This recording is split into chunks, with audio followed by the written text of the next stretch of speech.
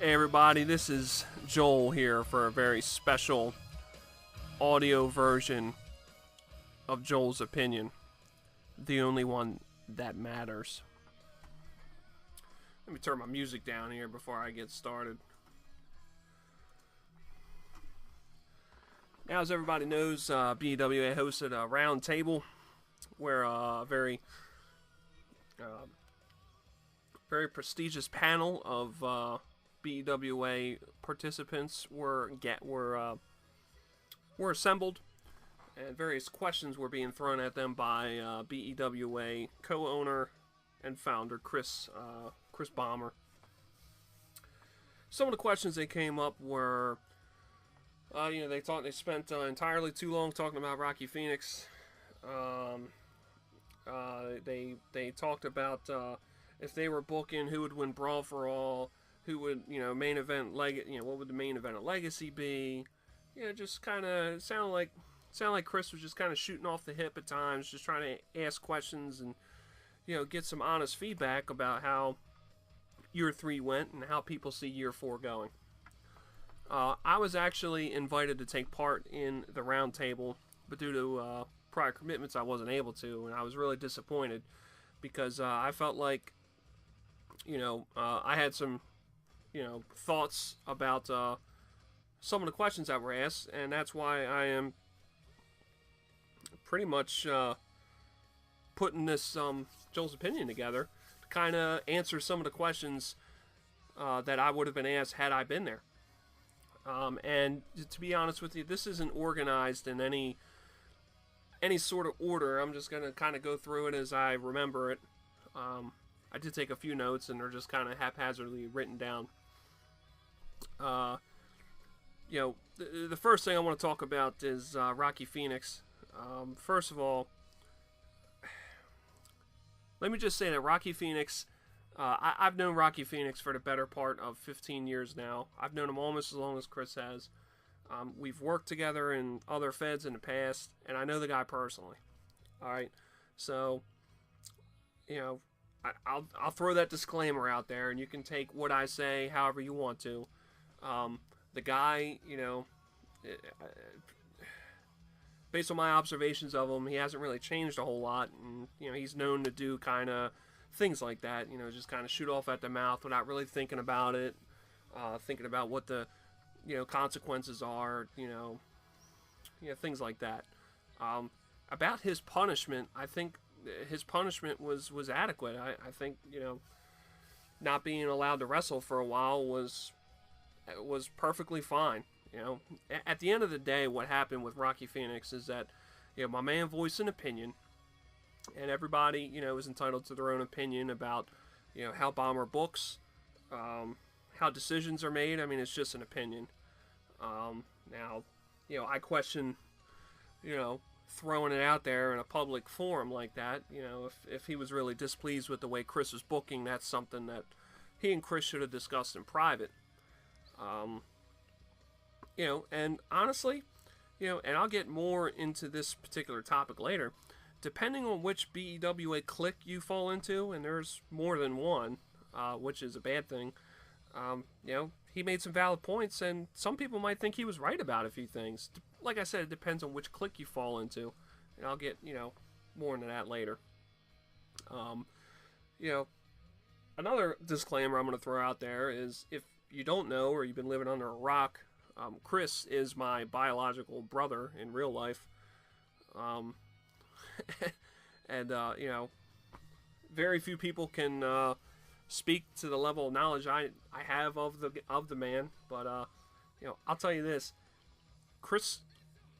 I think Chris made too much of the interactions with Rocky Phoenix, and I think he makes a lot of things public knowledge that shouldn't be, and I'll go into a few more examples later on, but certainly Chris doesn't need to reveal, he said that that you guys were talking about, after they discussed bringing Rocky Phoenix back at Fatal Finale, he wanted to have a match with Marcus Ruin. Like, there's no reason that Chris should have even told anybody about that.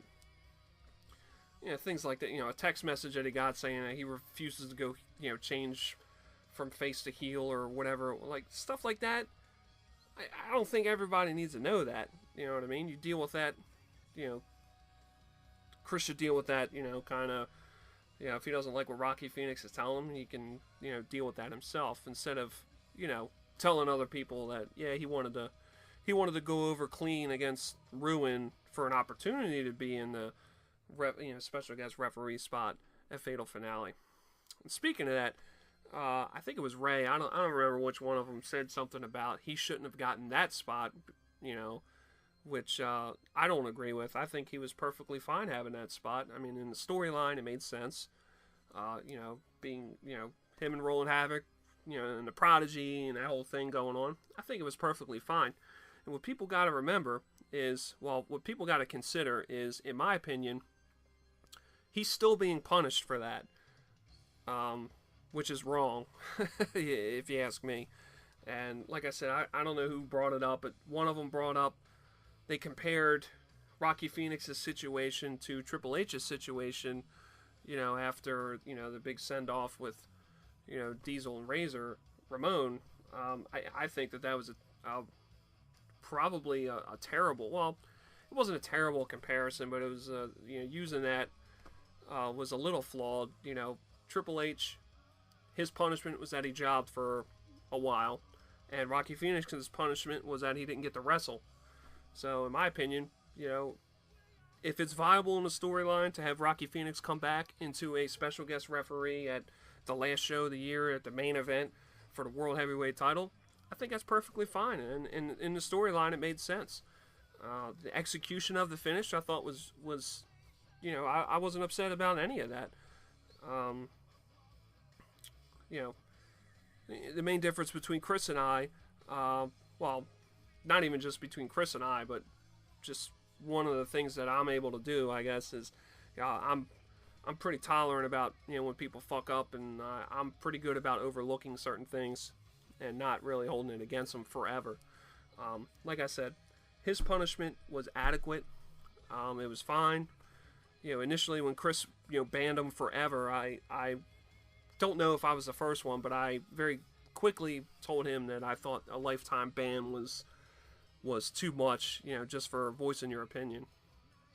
You know, and I'll tell you something else. Here's a short list of things that I think were actually worse than what Rocky Phoenix did with no repercussions.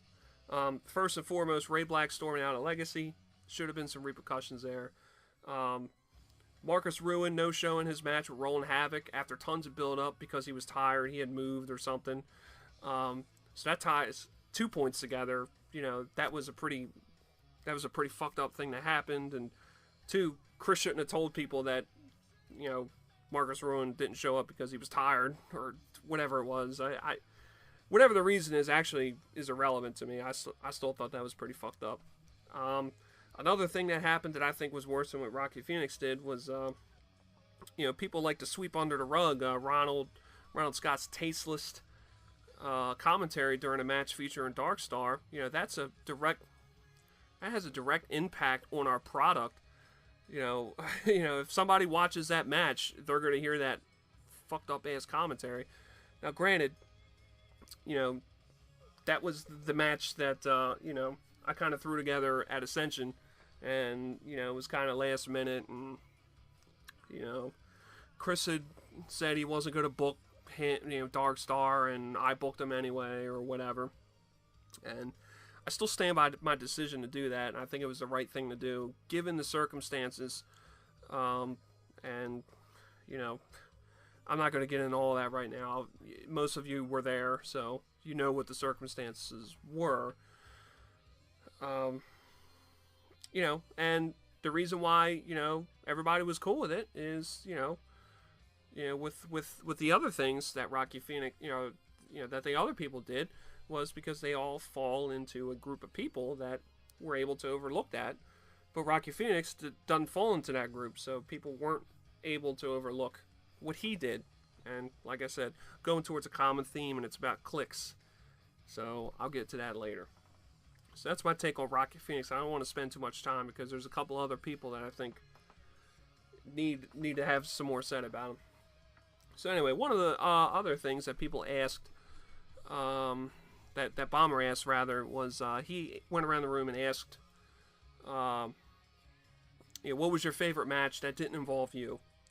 So I'll answer that question, and it was hard to pinpoint just one, and I actually jotted down a few that came to mind off the top of my head. And this is by no means like Joel thinks that there's only 3 great matches all year, which it's not true. But obviously, Fatal Finale, Ray Black and Roland Havoc for the World Heavyweight Championship was, an outstanding match. Finish aside, forget about the what the fuck factor of Rocky Phoenix costing, helping Flatline cash in and win the title for, forget all that. I mean, just the match that Ray Black and Roland Havoc had was amazing.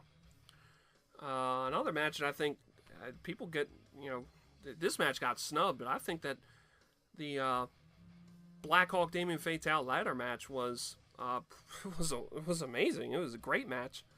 And I actually had the privilege of calling that match as Henry Swank, but as I'm watching that match, I was just like, couldn't believe some of the things that were happening, especially when the ladder hit Blackhawk in the head and all that kind of stuff. I thought that was great. Another match that absolutely nobody talks about is the match that Rocky Phoenix and Jacob Practice had at Legacy. I thought it was great. I thought that was a great match also. A question that Chris Bomber didn't ask anybody, at least I don't think he did. I might have fallen asleep during part of that roundtable. I remember watching one of the parts at like midnight or something like that. Favorite match involving me, I'll just go ahead and throw it out there. Working with Eric Spade at Ascension was definitely the high point for the year for me, and honestly, it was probably one of my high, right up there, as one of my higher points for the whole time I've been in BEWA. So, I had a really great time working with Ryan, and he called every crazy spot he took, and he called some crazy spots. The choke slam off the apron. A lot of people forgot about that, or they just didn't think it was as cool as I did because my man took a sick bump. So that was a great match, and I thought Ascension as a whole was a really good show. And actually, speaking of Ascension, I can't even play it off like I forgot who said it. Violet Andrea said that she didn't give a shit about the Ascension tournament, and I got to be honest, man, that really made my blood boil to a degree that if I'd had done this when I heard it, it probably would have been a lot more emotionally driven instead of factually driven, and I would have been a lot more, pissed off.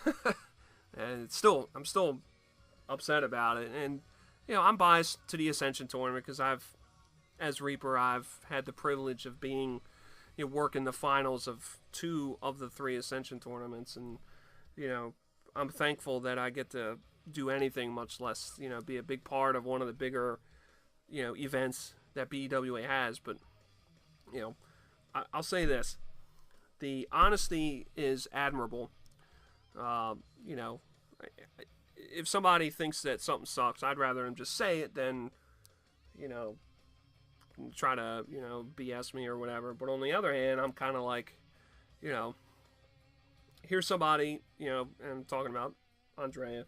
Here's somebody that is like, trying to, garner some support for the women's division and trying to get people to pay attention when they do stuff, and they're trying to up the stakes. Every match they do, they work at it and they try to make it better, and they want to know that their hard work is paying off and people are respecting that. For somebody that is trying to do those things, I don't think somebody that is doing that on one hand should, on the other hand, take a shit on one of the most important things that BEWA does. I can't imagine anybody saying, I don't really give a shit about the Eclipse match, or I don't really give a shit about Brawl for All. Ascension, to me, and a lot of other people is right up there with that. You know what I mean? They're right up there with, Eclipse match and Brawl for All. I mean, the winner gets a top title shot. You know what I mean? It can change the landscape of, top title picture. And, like Eric Spade and, this year's just, for as an example, he was able to win the BEWA championship because he won the Ascension tournament. And a lot of people forget that at the show Ascension, not only are you working, the winner of Ascension works a semifinal match, then they work the final match in the same day. So I mean, it's a lot of work, and it's a lot, depending on how you pace yourself during that first match. When you get to the finals, you might be tired. It's a lot of work, and a lot of people take that seriously. And me personally, I didn't really feel like I could say, well, oh, you don't really give a shit about the Ascension Tour. Well, I don't really give a shit about the women's division. But I can tell you, not because anyone told me, but I know somebody said that in their mind when they heard that. Somebody that has participated in the Ascension tournament was like, wow, that's pretty fucked up. Took a dump on my work. And nobody wants to do that. Like I said, the honesty is commendable, but she could have been like, look, I wasn't really paying attention to the Ascension tournament, and could have left it at that. I was focused on getting ready. I didn't really pay attention to the, multiple week tournament that, crowns the number one contender of whatever title they want, whatever. It's just saying I don't give a shit about it. I mean, something I thought about, a little while ago, like, what if Darkstar, and I'll talk about that idiot later. What if Darkstar put on our Facebook, he put, man, of all the things, I don't give a shit about the Ascension tournament. I wonder how that would have been taken. I can tell you for sure it would have been taken a lot differently, because, during the roundtable she said, oh, I don't give a shit about the Ascension tournament. Everybody was like laughing about it. Maybe no one else in that panel really gives a shit about the Ascension tournament, and that's a shame if that's the case. Anyway, moving right on along, and like I said, I'm probably a little biased towards the Ascension tournament, but whatever.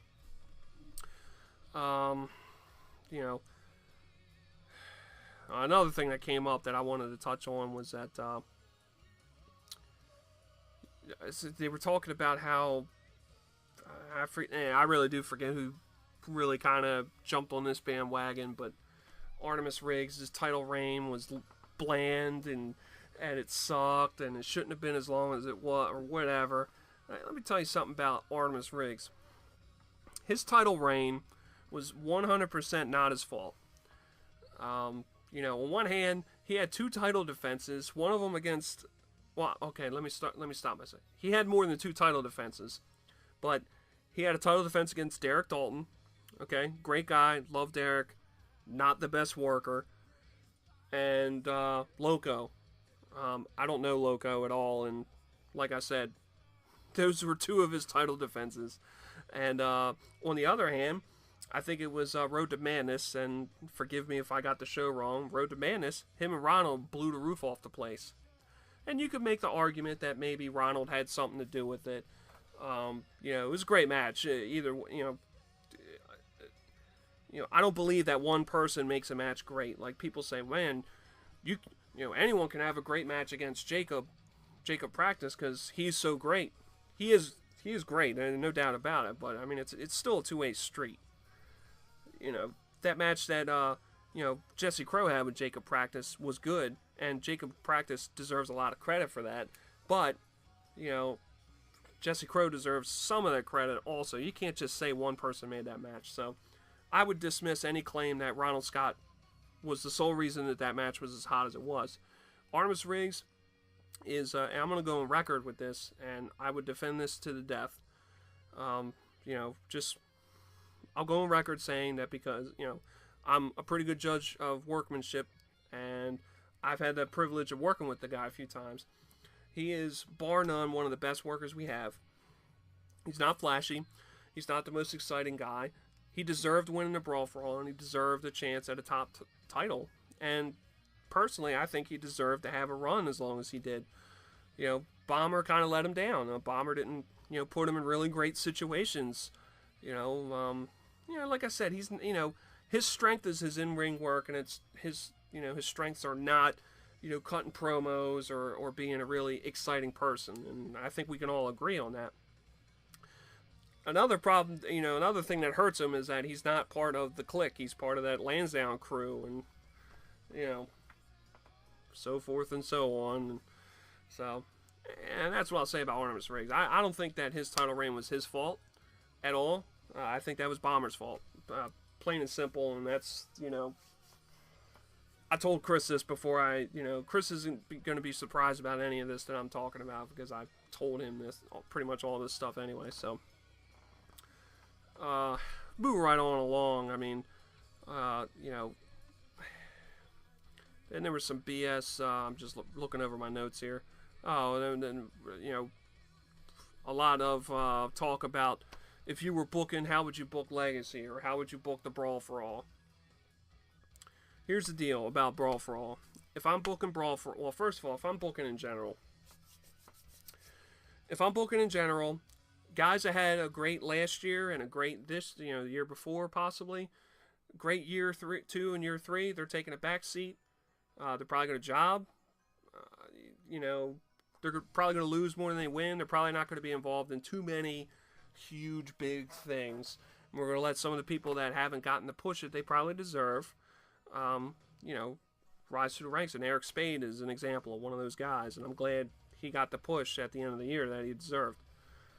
That's just an example. So no disrespect to Ray or Greg. They're the first 2 people that came to mind. If I'm booking, they're not doing anything. They can work on their personal wrestling ability, and they can try to win individual awards, but I wouldn't book them in, winning the Brawl for All or winning Eclipse, and maybe not even having a top title. Depends on what I was planning on doing that year anyway. But so talking about Brawl for All, I agree that a heel absolutely needs to win Brawl for All. Well, maybe not absolutely, but it would be a nice change of pace that a heel wins it. And somebody said the Kid. I think that's a terrible idea. You can't plan in Brawl for All now, and Brawl for All is only in March. It's our second big show, and it's not that it's pretty much right around the corner, especially with opening day being less than a week away as of today, which is the 22nd. You can't plan that far ahead with that guy, and no doubt he's an excellent worker. He's been cutting a lot of promos. I mean, if he consistently shows up and he doesn't miss too many shows, I'd love to. I would definitely consider, putting him on a pedestal, or putting him up at the top of the mix for the year. But you can't plan that far ahead with that dude. And it's no disrespect to Eric personally, but he's got real life shit, and everybody does. And if you can't make it to the show, you can't make it. I missed all of year 2 because I had to work. I'm glad. That I got another shot in year 3 and coming into year 4. So I think the Kid's a terrible idea. I can definitely see Elric winning the Brawl for All. I think he's due for a big push. He's another one of those guys. He's a great worker. He can cut a promo, and even he does say he's the man a lot. But even I remember working a tag team match with the League of Excellence, and it was the first time I really had the chance to work with him. And he was kind of doing the mouth part, and when I worked a match with Jinx, he's doing his part. I think he's ready to main event Legacy. I think he can do it. I really do, and it's going to be hard to convince people because, like I said, great worker. He can cut promos. He can, he can get the crowd into a match. No doubt about it. But as is the common theme with some of these guys, not really into the, a lot of people think he's a scallywag, or his hygiene sucks, or whatever.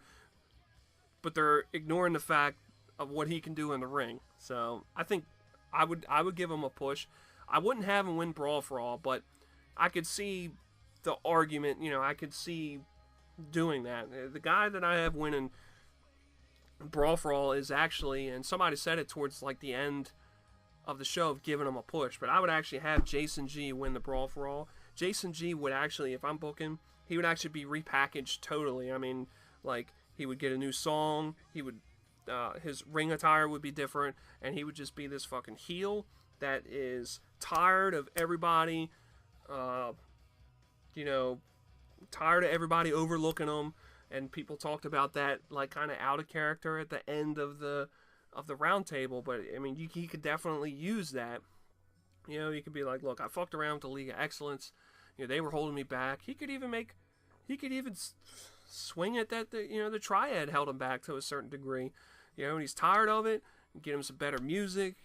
Fucking make him just fucking intense and evil. He's tired of fucking. He tried to have Bomber, eliminated, and Bomber managed to, come back, and he can't do anything. He signed Bomber back into the Federation and all this stuff. Like, there's a lot of things that he can use to kind of be a catalyst to a repackaging to where he's, just intense. He's a heel. He doesn't give a fuck, and he would actually be in the main event of Legacy, and I would actually have him win Brawl for All and then defeat Eric Spade at Legacy for the BEWA Championship. That's how I would do it. Now, you can make the strong case Ryan Stevens could win Brawl for All and then face Eric Spade at Legacy. I probably would be open to that idea also, but Jason G is a guy who had a pretty quiet year 3, all things considered. I mean, pretty quiet. He, in a lot of ways, even more so than Matt, just kind of being reliable. It's a great way to reward somebody that, took year 3 off basically and just kind of, was a lackey with the league and, just kind of, didn't really do anything huge.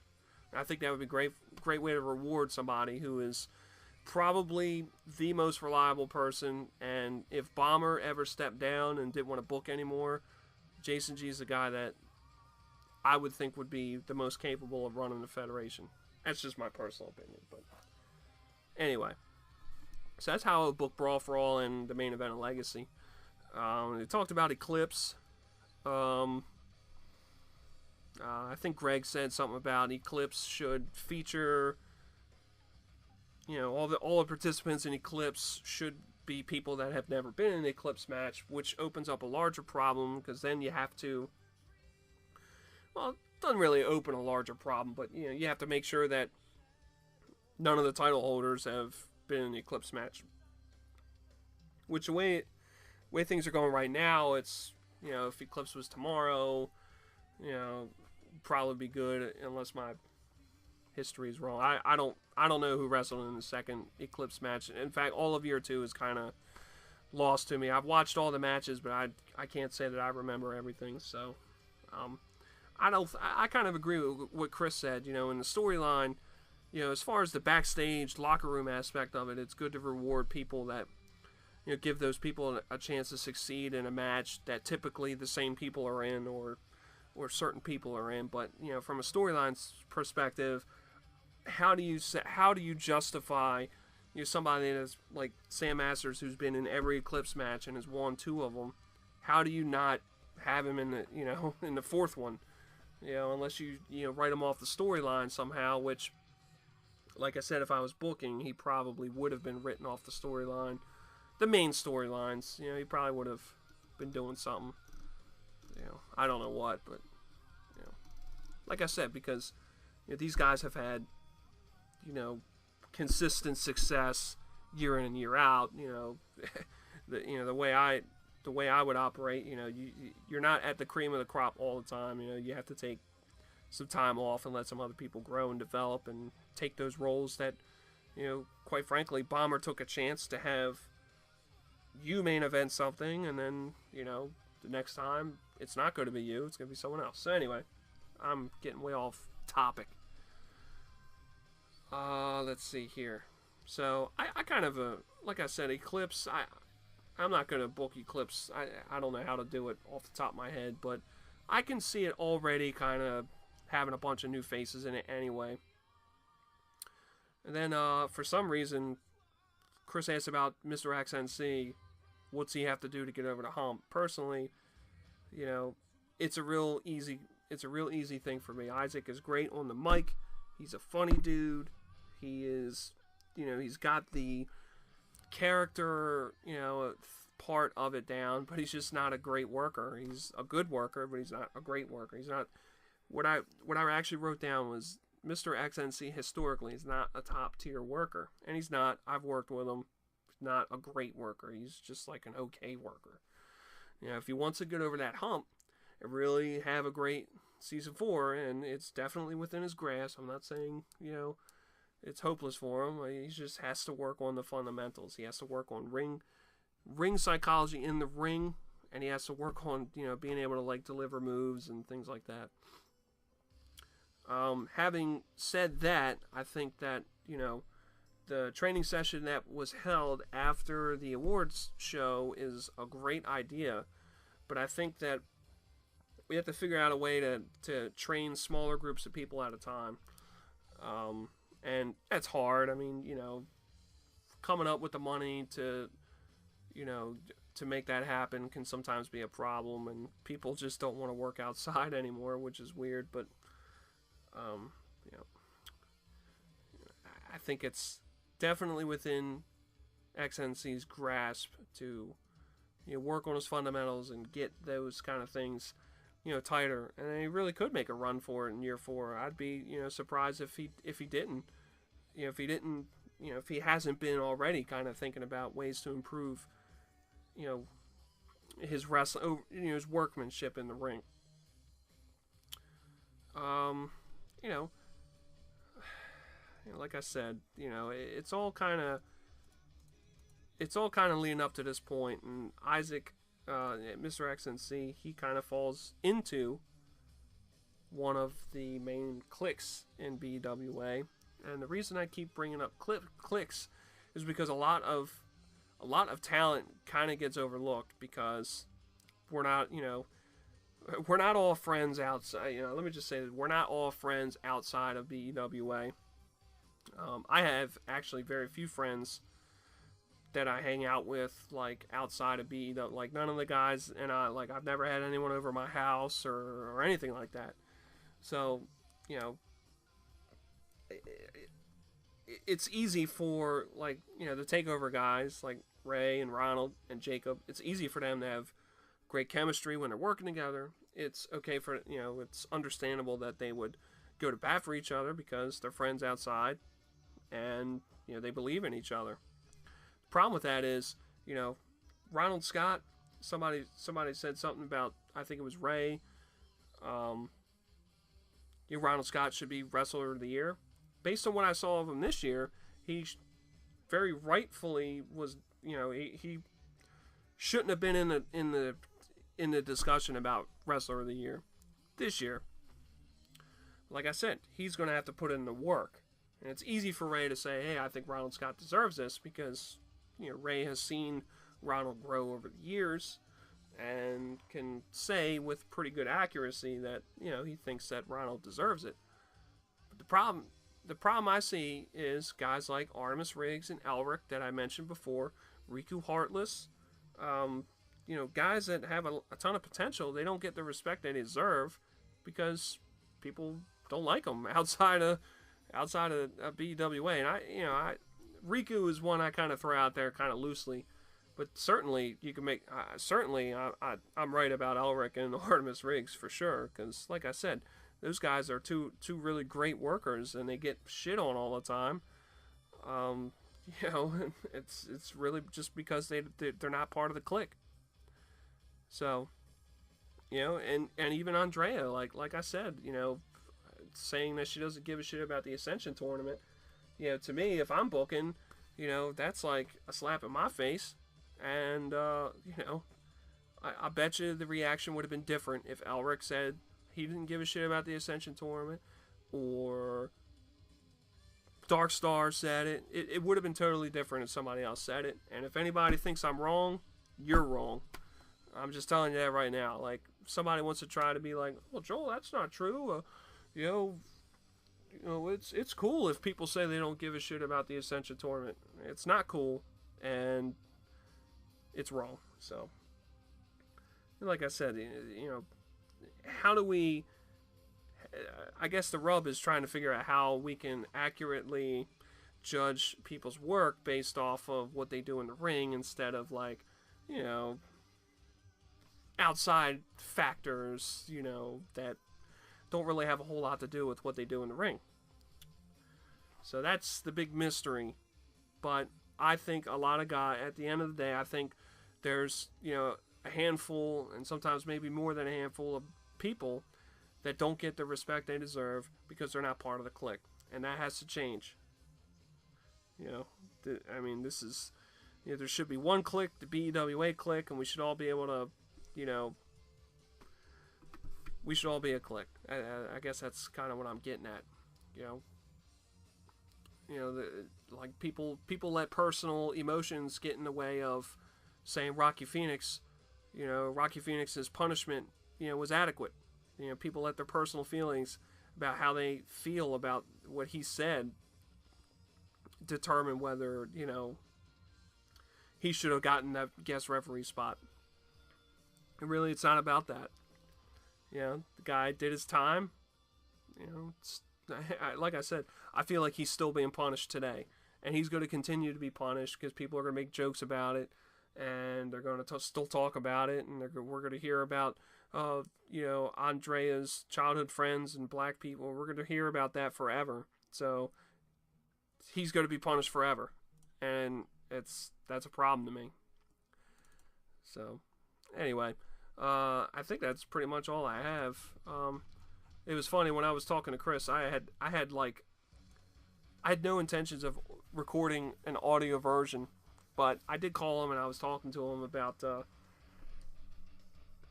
what my feelings were about the roundtable, and I felt really bad that I wasn't able to go, and he said, "Man, we got a lot of opinions.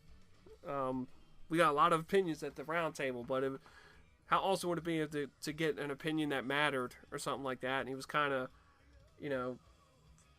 trying to, because that's my phrase, that's my kind of catch line about Joel's opinion. It's the only one that matters, and he was trying to get a rise out of me, and I was already kind of typing something up, but the fact of the matter is this: people are quick to criticize, based on things outside of wrestling. I kind of already said that. I feel like I repeat myself. Year 4, I would like to see people that actually deserve, based on in-ring work, get with it whatever they deserve. Personally, and I actually kind of forgot about this, but people talked about their goals for this year, for year 4, and I want to, it's cool to be like, I want to be wrestler of the year, or I want to, I just want to, have better matches, or I want to come to more shows. All that stuff is cool, and I'd be lying if I said, one of my goals isn't, some kind of singles success, whether it be, a singles title, or, just being involved in a storyline. I mean, all that is great, but my ultimate goal this year, I actually have 2. There's a couple guys that I want to work with that I haven't had a chance to work with. So I'd like to have an opportunity to work with them. And, ultimately, as far as me, Joel, personally, I don't feel like I need a bunch of title reigns to my history. I've had enough in my time as a professional backyard wrestler, as some people like to, feel like, we're pros, but, I've done a lot in my quote-unquote career, but, my goal is to, my main goal is to just to help some other people grow, some of them younger guys, try to impart some of my knowledge to them while I'm working with them, or, it's easy for me to say that I want another title, world title, or whatever, but I think I would get more satisfaction out of pushing somebody to greatness. And there's a couple guys that I've talked to, and they know who they are, that I've talked to, and I'm gonna try to take a couple dudes under my wing and kind of teach them what I know about psychology. And I'm not saying that I'm the best there is or whatever, but I think that I have some things to offer people, and I want to help other people succeed. And really, all it takes is somebody to want to listen, somebody to want to take some honest criticism and feedback.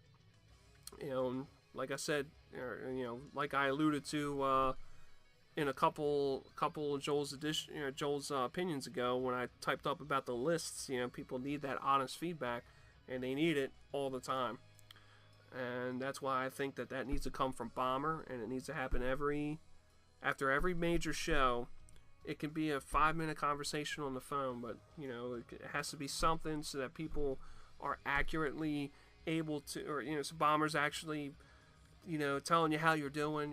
Hey, look, I didn't like this promo you cut, or what do you think about trying to add a couple moves to your move set, which I've talked about move sets before. I think Bomber needs to have more conversations like that with everybody. And people need to grow and improve. And I think a guy like Darkstar, which personally, if I'm booking, he would be fired, like, for real. Like, he wouldn't be asked to come back. Only because I think he's bipolar, and I don't know. I just we've had too much trouble with the guy. If the guy's willing to work, that's one thing, but I don't think he is. But if you have a guy like Darkstar, and there's a couple guys on our roster that's kind of like, they're not great, and people don't want to come and be a backyard wrestler or to do anything, whether it's hold a job or to be a sports player. Like, no matter what it is, people don't want to come in and do a bad job. Nobody gets up and says, "Man, I'm going to have the worst day of work ever, and I'm going to fuck everything up I possibly can so that my boss wants to fire me."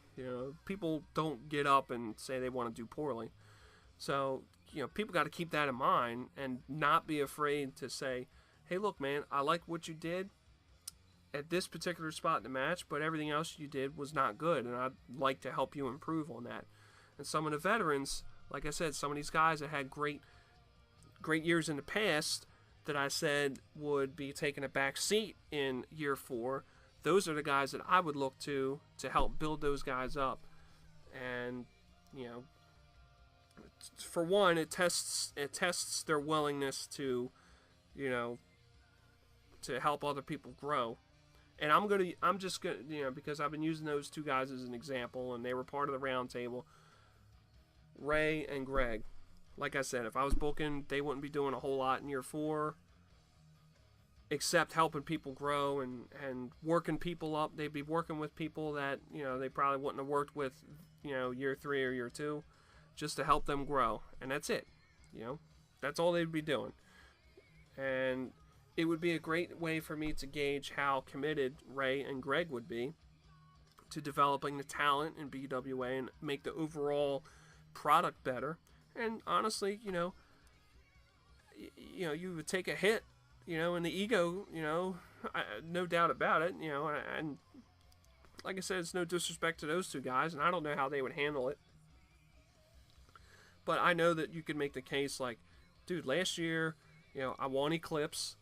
You know what I mean? I was in the, top title picture for a long time.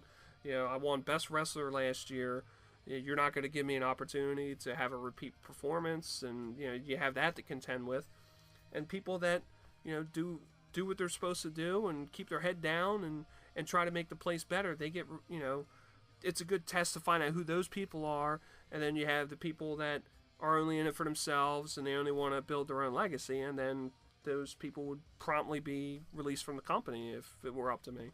And it wouldn't take long for me to tell, and personally I think Greg and Ray would handle that responsibility, with with no problem. But I know some other people that probably wouldn't take that very nicely, you know.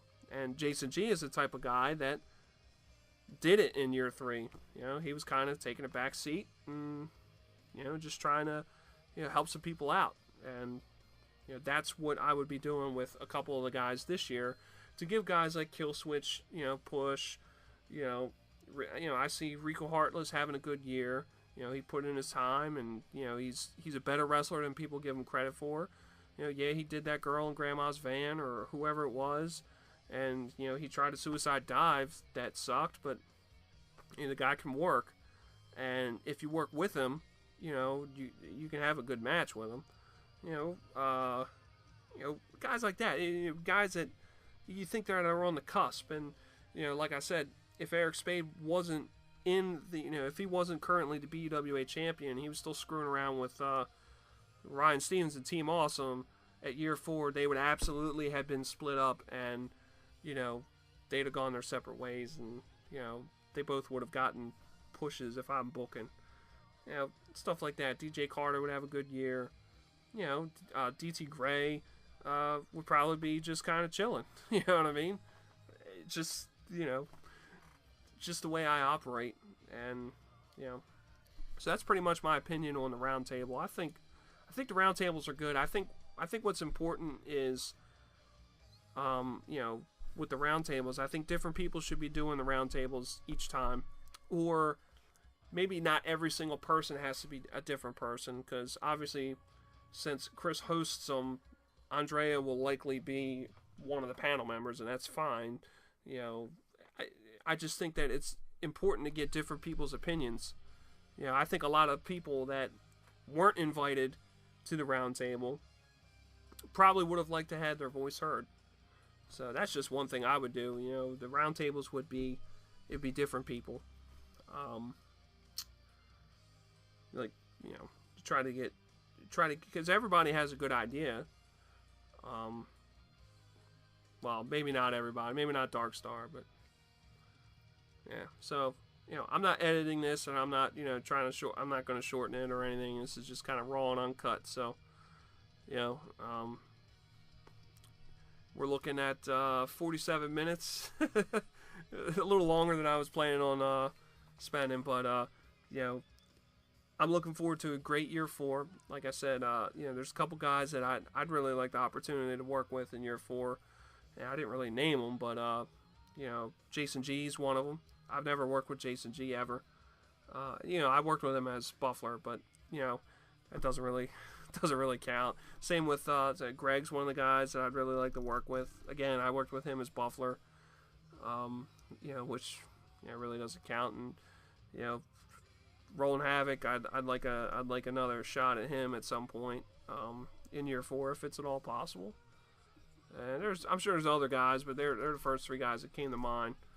Like I said, I never worked with Greg or Jason, but I have worked with Matt before, and it's pretty much my high point in BEWA, just because of how the match came together. It wasn't our best match, you know, either one of ours greatest display of in-ring work for sure, but it was just a great atmosphere and a great story going into the first Brawl for All.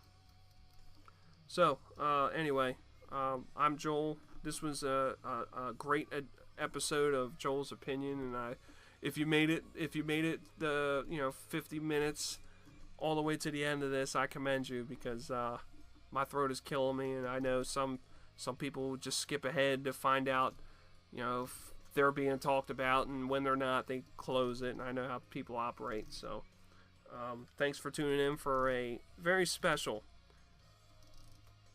audio edition of Joel's Opinion, the only one that matters. Good night.